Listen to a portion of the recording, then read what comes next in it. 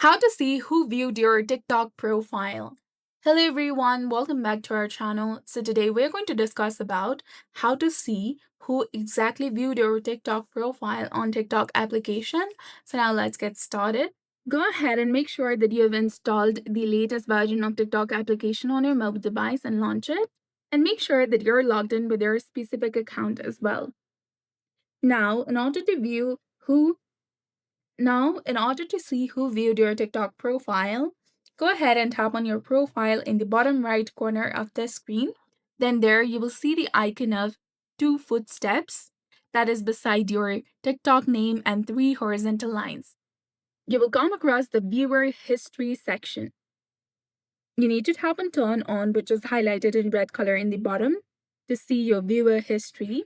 And once you do that, others will see you viewed their profile in past 30 days, and people who follow will see you viewed their post within 7 days of the post date.